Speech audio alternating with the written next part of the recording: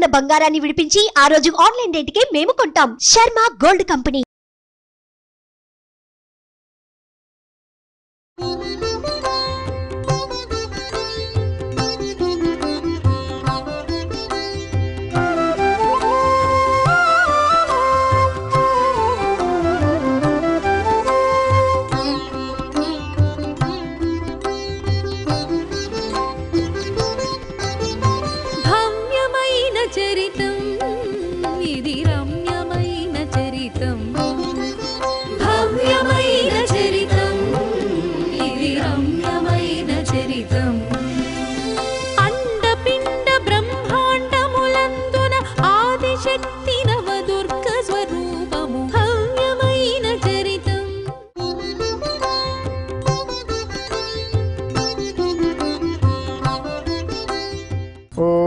मम आग्नेवर्चो विहवेश्वस्तु वयं त्वेन्धानास्तनवं पुषेम मह्यं नमन्तां प्रदिशश्चतस्रस्त्वया अध्यक्षेण पुरतनाजयेम मम देवा विहवे सन्तु सर्व इन्द्रावन्तो मरुतो विष्णुरग्निः मम अन्तरिक्षमुरुगोपमस्तु मह्यं वातः पवतां कामे अस्मिन् मयि देवाद्रविनमायजन्तां मय्याशीरस्तु मयि देवहूतिः दैव्या होतारावनिशन्त पूर्वेरिष्टास्याम तनुवासुवीराः मह्यं यजन्तु मम यानि हव्याकुतिः सत्या मनसो मे अस्तु ये नो मानिगा आङ्गतमच्छनाहं विश्वे देवासु अधिवोचतामि देवी षडुर्वीररुणः कृणोत विश्वे देवास इह वीरध्वं माहा आस्महि प्रजया मातनुभिर्मारधामद्विषदे सोमराजन्नु अग्निर्मन्युं प्रतिनुदन् पुरस्ताद्दब्धो गोपाः परिपाहिनस्त्वं प्रत्यञ्चो जन्तु निकुतः पुनस्ते महिषा आञ्चित्तं प्रबुधा विनेशतु धाता धातॄणां भुवनस्य यजस्पतिर्देवगुं सवितारमभिमातिशाहम् इमं यज्ञमश्विनो भा बृहस्पतिर्देवाः पान्तु यजमानन्यर्थातु रुव्यचानो महिषश्चर्मयगुंसदस्मिन् हवे पुरुहूतः पुरुक्षु सनः प्रजायै हर्यश्वमुरयेन्द्रमानोरीर्षोमापराधाः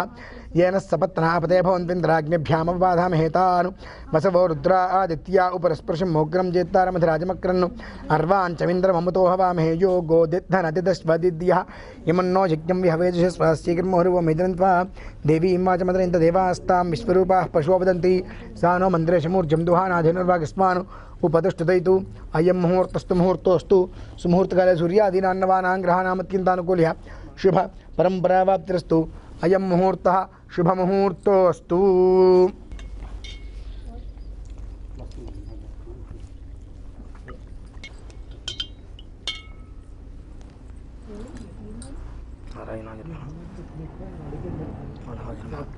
गोविंदाय नमः विष्णवे नमः मधुसूदनाय नमः त्रिविक्रमाय नमः वामनाय नमः श्रीधराय नमः ऋषिकेशाय नमः पद्मनाभाय नमः दामोदराय नमः संकीर्षणाय नमः वासुदेवाय नमः प्रद्युम्नाय नमः निरुद्धाय नमः पुरुषोत्तमाय नमः धोक्षदाय नमः नरसिंहाय नमः च्युताय नमः जनार्दनाय नमः उपेन्द्राय नमः हरये नमः श्रीकृष्णाय नमः श्रीकृष्णपरब्रह्मणे नमो नमः उत्तिष्ठन्तु भवतु पिशाचाः एते भूमिभार्गाः एतेषामूर्धन ब्रह्मकर्म समारभे ओं भुवाहुं ओं भवाहुं सुभावं महाहुं जनः ओं तपहुं सत्यं तत्सर्वरे अन्यं भर्गो देवस्ते मे योजन प्रचोदयात् आदो मा पूज्यते ब्रह्म भूर्भुवस्सुरो मम उपांत दुर्तक्षद्वारा श्री परमेश्वरं दिस्य परमेश्वरपुरीत्यर्थं शुभे शोभने मुहूर्ते श्री महाविष्णुराज्ञया प्रवर्तमानस्याद्य ब्रह्मणः द्वितीयपरार्धे श्वेतवराहकल्पे वैवस्वतमन्वन्तरे कलियुगे प्रथमपादे जम्बूद्वीपे भारतवर्षे भरतखण्डे श्रीशैलस्य ईशान्यप्रदेशे कृष्णागोदावरी मध्यप्रदेशे भगवदालये भगवत्सन्निधौ समस्तदेवता गोब्राह्मण हरिहर गुरुजनसन्निधौऽस्मिन् वर्तमानं व्यवहारिकजान्तमनस्वस्य श्रीप्रभवादि षष्ठे संवत्सराणां मध्ये क्रोधिनाम संवत्सरे उत्तरायणे वसन्तऋतौ चैत्रमासे शुक्लपक्षे पञ्चम्यां स्थिरवासरे शुभनक्षत्रे शुभयोगे शुभकरण एवं गुणविशेषण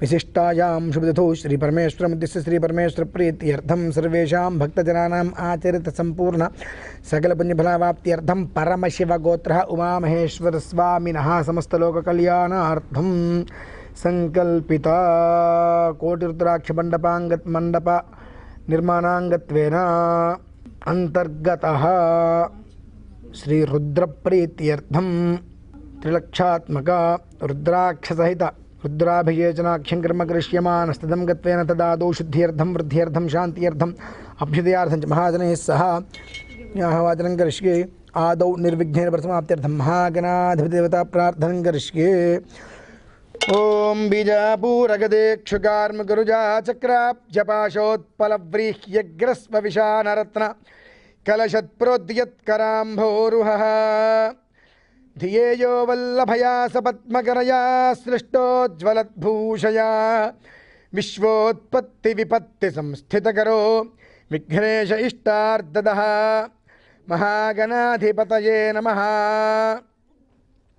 వినాయకో విఘ్నరాజద్వయమాతురగణాధిపః అప్యేకదంతహేరంబలంబోదరగజాననః కార్తికేయో మహాసేన షడజన్మ షడాననః మహాగణాధిపతయే నమః ధ్యానావాహనాది షోడశోపచారైరభ్యర్చ సర్వోపచారాన్ సంపూజ్య నమస్కృత్య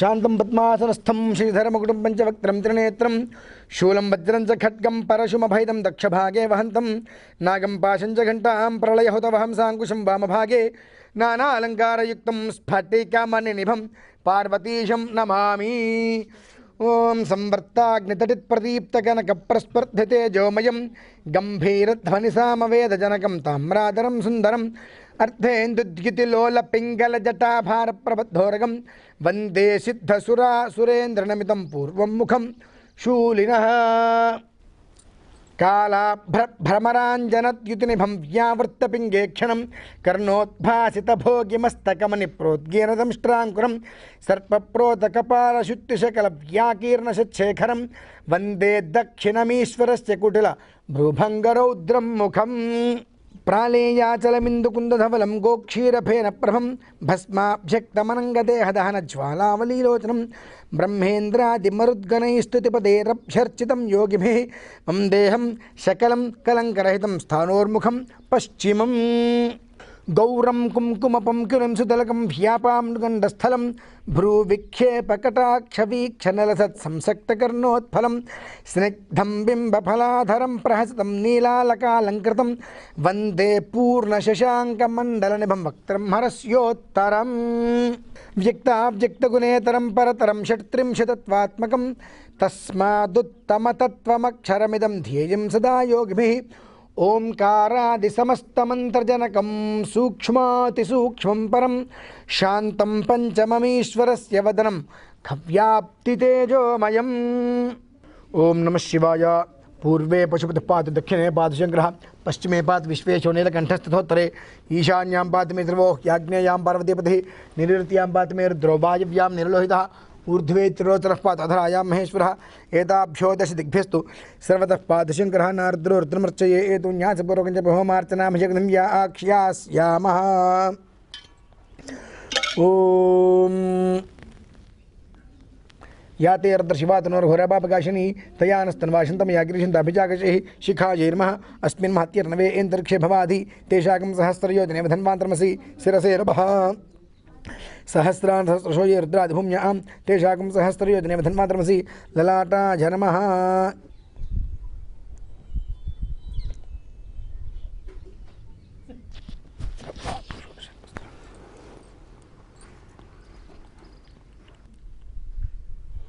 పూర్తిభాగే రటస్థానేంద్రాయ నమః అగ్నిదిగ్భాగే నేత్రయోస్థానే నమః దక్షిణదిగ్భాగే కర్ణయోస్థానే వాయ నమః నైరుతిదిగ్భాగే ముఖస్థానే నమః పశ్చిమదిగ్భాగే బాహ్వోస్థానే వరుణాయ నమః వాయుదిగ్భాగే నాసికాస్థానే వాయువే నమః ఉత్తరదిగ్భాగే జఠరస్థానే కుబేరాయ నమః ఈశాన్యదిగ్భాగే నాభిస్థానే ఈశానాయ నమః. ఓం అస్య శ్రీ హంసగాయత్రీ స్తోత్రమహామంత్రస్య ఆత్మ ఋషి పరమ ఆత్మదేవత అవ్యక్తగాయత్రీ ఛందః హంసగాయత్రీ ప్రసాదసిద్ధ్యర్థే హంసగాయత్రీ జపే వినియోగः.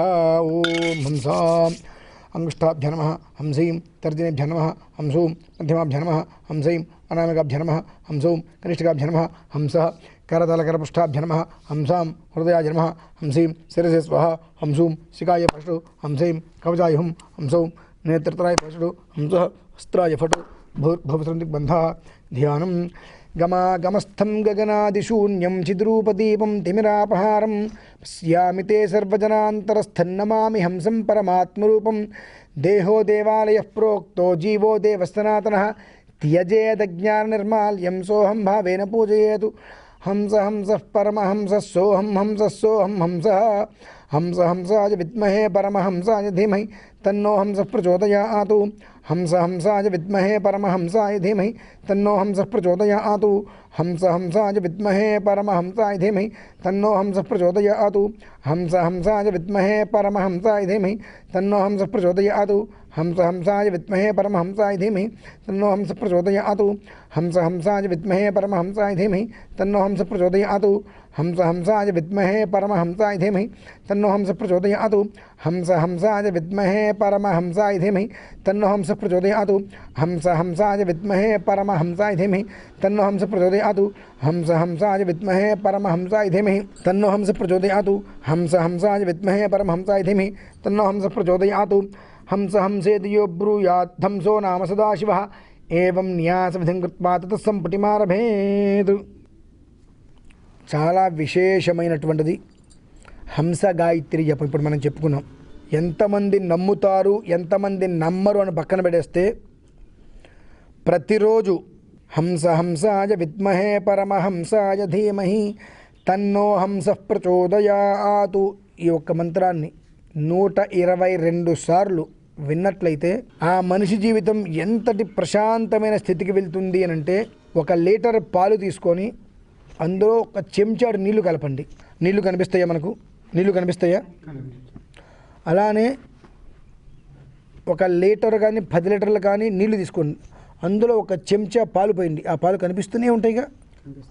ఇంక ప్రభావార్థం ఏమిటి అని అంటే ఈ రెండిట్లోనే కూడా పాలల్లో నీళ్లు కలిపిన నీళ్ళల్లో పాలు కలిపిన హంస ఏం చేస్తుంది? పాలు మాత్రమే తాగి నీళ్ళని వదిలేస్తుంది. ఈ హంస గాయత్రి అనేటువంటి మంత్రము ఎంత పవిత్రమైనది, ఎంత ఉత్కృష్టమైనది అంటే 122 సార్లు ప్రతిరోజు చక్కగా ఉదయం సూర్యోదయాత్ అంటే సూర్యుడు ఉదయించేటువంటి దానికన్నా ముందు ఇంట్లో దీపారాధన చేసుకొని కనుక విన్నట్లయితే బహుశా ఈ జన్మలో నాకు ఈ తలనొప్పి వచ్చింది, ఈ జలుబు చేసింది, ఈ ఇబ్బంది వచ్చింది, ఈ రూపాయిలాగే ఈ ఇబ్బంది పడ్డాను అనేటువంటి మాట ఈ జన్మలో అయితే ఆ మనిషి అనండి. అంత గొప్పది హంస గాయత్రి. అంటే కేవలము కూడా ఇంత రుద్రాభిషేకం చేయడానికి మూలం ఏమిటి అని అంటే ఇంత మహన్యాసం చెప్పుకుంటున్నప్పుడు ఎన్నో చెప్పుకుంటూ వస్తున్నాం. కానీ హంస గాయత్రి వరకు వచ్చేటప్పుడు హంస మంగుష్టాభ్యనమ హంసీం తర్తినే భ్యనమ హంసూం మరి అన్ని కరన్యాస అంగన్యాసాలు అంటే మళ్ళీ పైనుంచి కింద వరకు మనం చెప్పుకుంటూ వస్తున్నాం. ఈ కరన్యాసము కరన్యాసము అంటే చేతులు వేళ్ళు, అంగన్యాసం అంటే శరీరం. ఈ శరీరంలో ఉండేటువంటి ప్రతి ఒక్క అంగము కూడా ఎప్పుడు పునర్జీవం అనేటువంటిది నిరంతరం జరుగుతూనే ఉండాలి. అది జరుగుతూనే ఉండాలి అంటే దానికి హంస గాయత్రి అనేటువంటి మంత్రం అత్యంత యోగక్షేమకరం. ఏ మనిషికి కూడా ఇది లేదు అనేటువంటిది లేకుండా అంటే శుద్ధం. ఇందులోనూ కూడా ఇప్పుడు మనం పాలు తాగుతుంటాం, అందులో నీళ్లు కరిపారో లేదో మనకు తెలియదు. కేవలం అది ఆ ఒక్క హంసకి మాత్రమే పాలలోంచి నీళ్ళని వేరు తీసేటువంటి యోగం ఉంది. దేనికి లేదుగా సృష్టిలో. ఎలా తాగుతున్నది? ఆవుకున్నట్టే, కోడికున్నట్టే, మేకకున్నట్టే దానికి ఉన్నది ఒకటే కదా నోరు. కానీ భగవంతుడు దానికి ఇచ్చిన గొప్ప విధానం అది.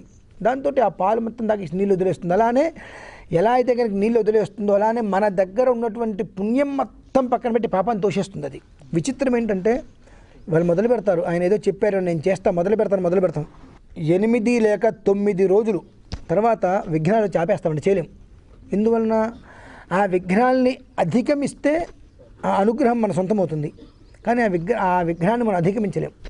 ఖచ్చితంగా ఒక 8-9 రోజులు ఎదుటికి ఏదో ఒక ఆటంకం వచ్చి ఆ సూర్యోదయానికి మనం చేయలేం. కావాలనే ఆటంకం తీసుకొస్తుంది అది. 2 ఉదయం పూట సూర్యోదయానికి కుదరలా అంటే ఏదైనా అనివార్య కారణం వల్ల కుదరలా. సాయంత్రం సూర్య అస్తమానానికైనా ముందు ఈ యొక్క మంత్రాన్ని మనం వినాలి. అదేంటంటే మంత్రం వినమంటున్నారు, చదవకూడదా? శ్లోకం చదవటం వేరు, మంత్రాన్ని పఠించటం వేరు. మంత్రం అనేటువంటిది వినటమే శ్రేయస్కరం.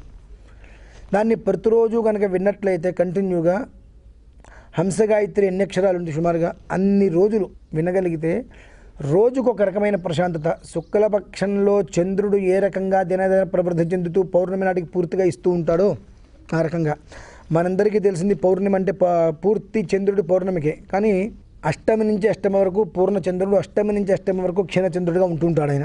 కానీ ప్రతి మనిషి జీవితంలో తను ఎవరు, తను ఏమిటి, తన స్థితి ఏమిటి, తను ఎటు వెళ్తున్నాడు, ఎటు వెళ్ళాలి, తనకి ఏం కావాలి, తను ఎవరు, తనకు తాను తెలుసుకోవాలనుకునేటువంటి ప్రతి మనిషి చేయవలసింది ఉదయం సూర్యోదయానికి పూర్వం లేదా సాయంత్రం అస్తమానికి పూర్వం హంస గాయత్రి అనేటువంటిది 122 సార్లు వేరే విషయాన్ని పక్కన పెట్టేసి ప్రశాంతంగా అలా కూర్చొని ఆ సూర్యోదయ పూర్వం ఇంట్లో జ్యోతి వెలిగించి ఆ జ్యోతి వంక కళ్ళు మూసుకొని మనోనేత్రంతో భ్రూమధ్యంతో ఆ దృష్టి మొత్తం కూడా అక్కడ పెట్టి 122 సార్లు ప్రశాంతంగా వినగలిగితే 3వ రోజు నుంచే ఆ మనిషి చాలా అద్భుతమైనటువంటి ప్రశాంతత.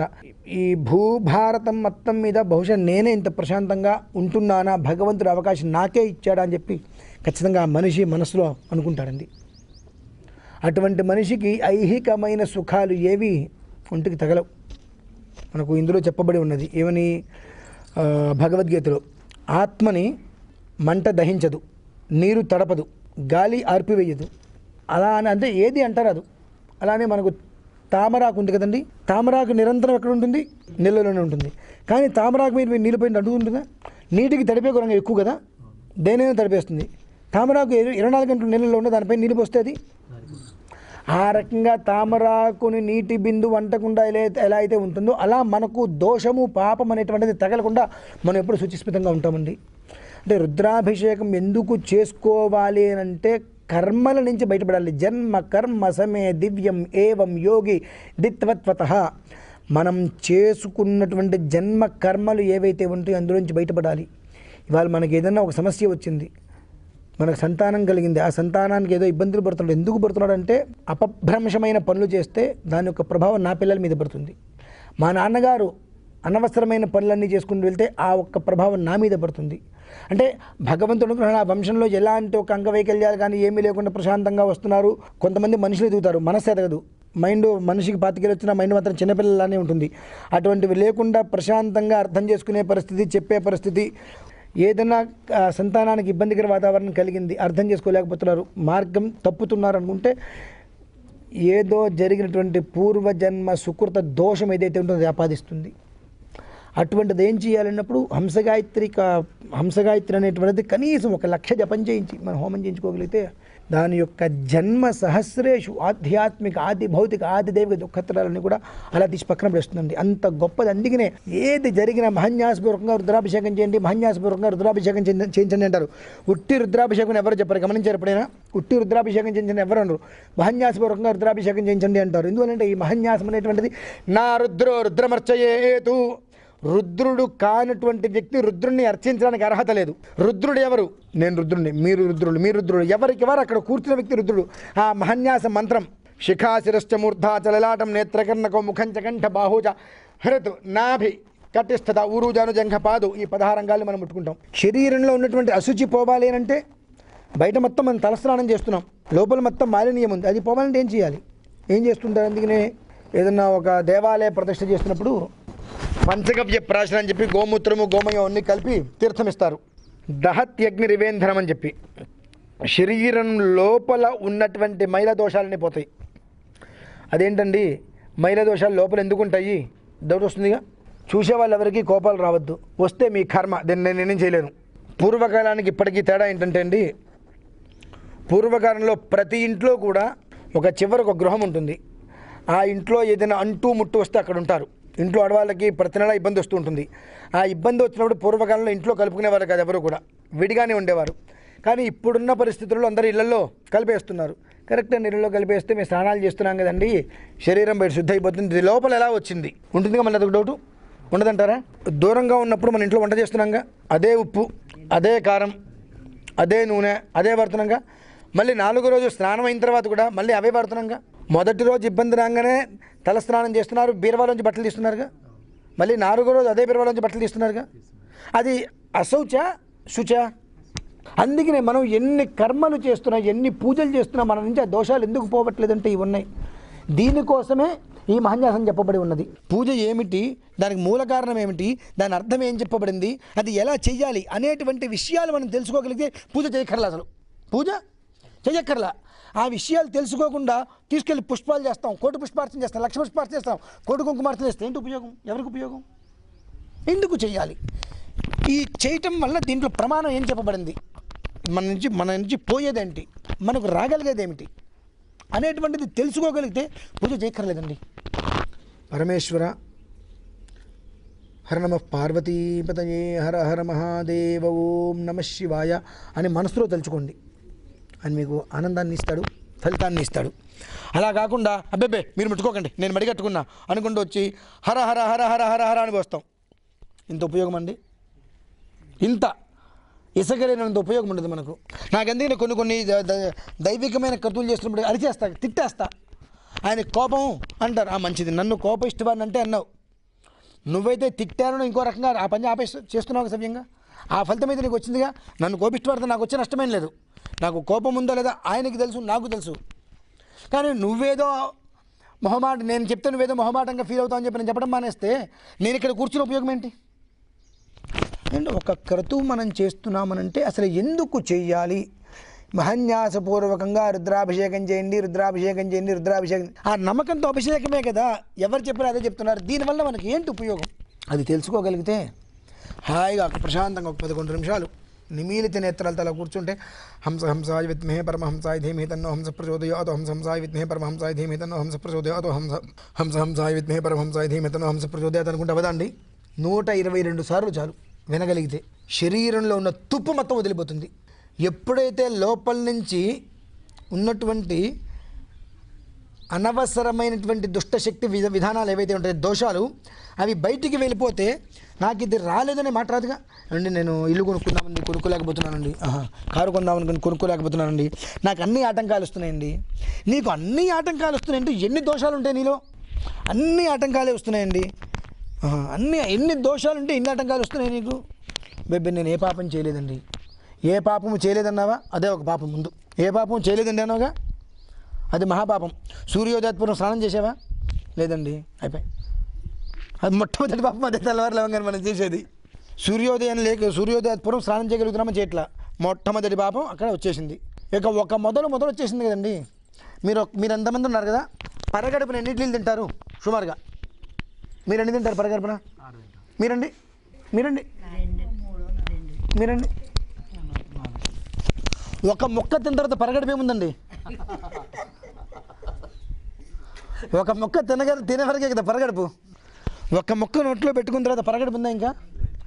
అంటే వైదిక విధానం ఇలా ఉంటుంది, వ్యావహారిక విధానం అలా ఉంటుంది. ఈ వ్యావహారిక విధానాన్ని మనం అనుసరిస్తుంటే వైదిక విధానం ఎక్కడికి వెళ్ళిపోతుంది. దానివల్ల మనం ఎదగలేకపోతున్నాం, భక్తిపరంగా ముందుకెళ్ళలేకపోతున్నాం, దైవికంగా ముందుకెళ్ళలేకపోతున్నాం, ప్రశాంతంగా ముందుకెళ్ళలేకపోతున్నాం, ఆర్థికంగా ముందుకెళ్తున్నాం. ఆర్థికంగా 1,00,000 రూపాయలు సంపాదిస్తే 25,000 వరకు కష్టాలు చుట్టూ తిరుగుతున్నాయి. ఈ రకంగా ఉంటే మనకు 10,000 సంపాదించచ్చేమో, 10 రూపాయల కష్టం కూడా మన దగ్గరికి రాదుగా. ఆ ఒక్క విషయాన్ని మనం గమనించుకోలేకపోతున్నాం. అదొక్కటే వచ్చింది ఇక్కడ. నేనంటే మహన్యాసము ఇంత విధానం ఎందుకు నిర్వర్తించాలి అంటే కేవలం కూడా ఆ మహన్యాసము వలనే శరీరంలో ఉన్నటువంటి రుగ్మతులన్నీ వెళ్ళిపోతాయి. ఈ మహన్యాస ప్రభావం రుద్రం, ఈ రుద్రము మహన్యాస ప్రభావం హంసగాయత్రి. కేవలం 8 అక్షరాలవి. హంస పరమహంసస్సు హంసాయ పరమహంసాయ ధీమహి తన్నో హంస ప్రచోదయాత్. 4 హంసలు అంటే 4 పదాలు, 8 అక్షరాలు. అంటే 8తో కూడినటువంటిది 8 64. అంటే ఏ స్థితిలో అది మనం వెళ్తుందనేటువంటి విషయం కూడా మనం జాగ్రత్తగా పరిశీలిస్తే వెళ్తుందండి మనకి ఇవన్నీ కూడా. ఓం శ్రీ మహాగణాధిపతి నమో నమః. ఏకాదశి రుద్రాధిదేవతాయ నమో నమః. పంచబ్రహ్మస్వరూపాయ నమో నమః. త్రిశూలేశ్వర స్వరూపాయ నమో నమః.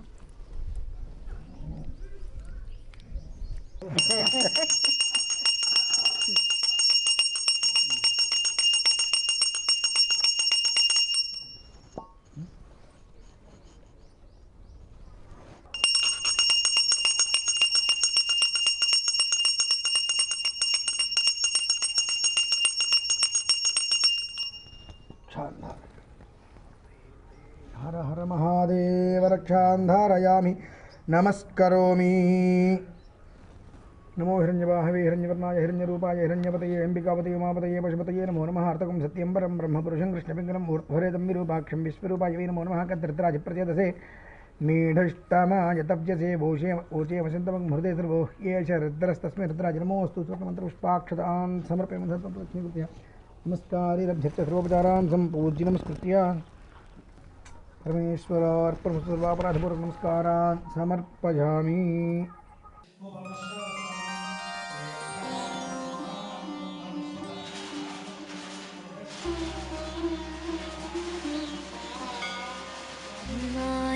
చంద్రచూడాయ నిర్గుణాయ గుణాత్మనే కాలకాలాయ రుద్రాయ నీలగ్రీవాయ మంగళం.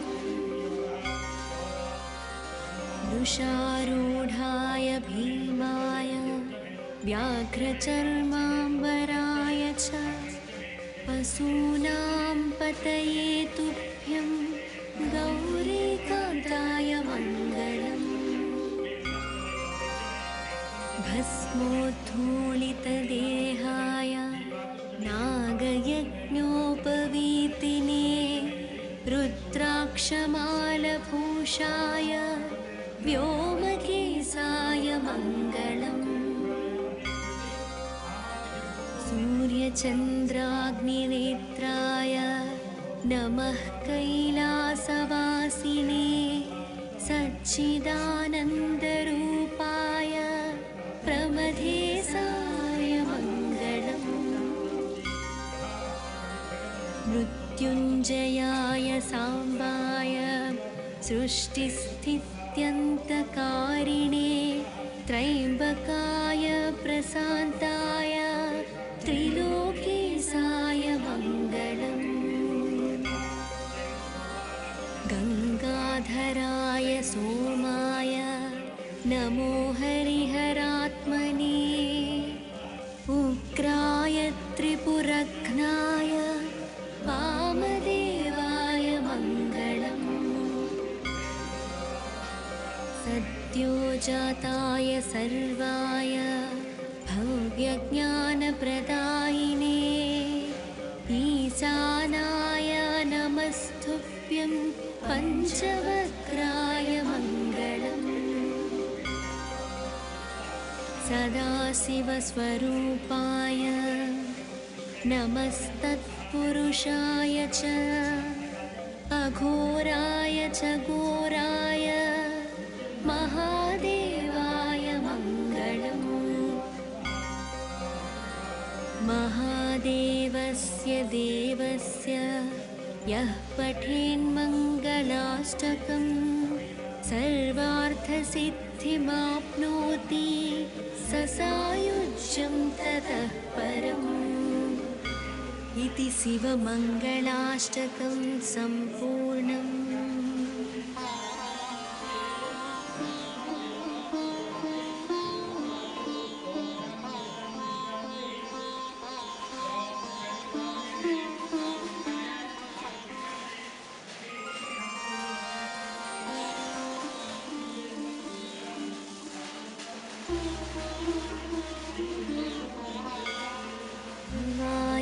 चन्द्रचूडाय निर्गुणाय गुणात्मने कालकालाय रुद्राय नीलग्रीवाय मङ्गलम् वृषारूढाय भीमाय व्याघ्रचर्माम्बराय च पशूनां पतये तुभ्यं गौरीकान्ताय मङ्गलम् भस्मोद्धूलितदेहाय नागयज्ञोपवीतिने रुद्राक्षमालभूषाय व्योमकेशाय मङ्गलम् सूर्यचन्द्राग्निनेत्राय नमः कैलासवासिने सच्चिदानन्दरूपाय प्रमथेशाय मङ्गलम् मृत्युञ्जयाय साम्बाय सृष्टिस्थित्यन्तकारिणे त्र्यम्बकाय प्रशान्ताय त्रिलोकेशाय मङ्गलम् गङ्गाधराय सोमाय नमो हरिहरात्मने उग्राय त्रिपुरघ्नाय वामदेवाय मङ्गलम् सद्योजाताय सर्वाय भव्यज्ञानप्रदायिने ईशानाय नमस्तुभ्यं पञ्चवक्त्राय मङ्गलम् सदाशिवस्वरूपाय नमस्तत् पुरुषाय च अघोराय च घोराय महादेवाय मङ्गलम्। महादेवस्य देवस्य यः पठेन्मङ्गलाष्टकम् सर्वार्थसिद्धिमाप्नोति स सायुज्यं ततः परम्। इति शिवमङ्गलाष्टकं सम्पूर्णम्।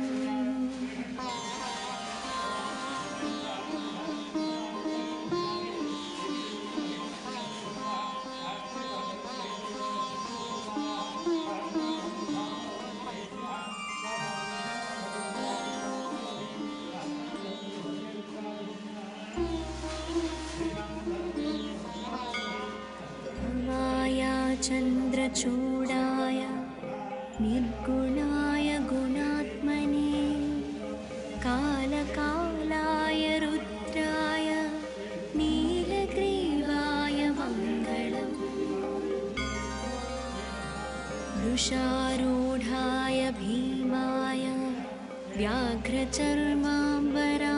च पशूनां पतये तुभ्यं गौरीकान्ताय मङ्गलम्। भस्मोद्धूलितदेहाय नागयज्ञोपवीतिने रुद्राक्षमालभूषाय व्योमकेशाय मङ्गलम्। सूर्यचन्द्राग्निनेत्राय नमः कैलासवासिने सच्चिदानन्दरूपाय प्रमथेशाय मङ्गलम्।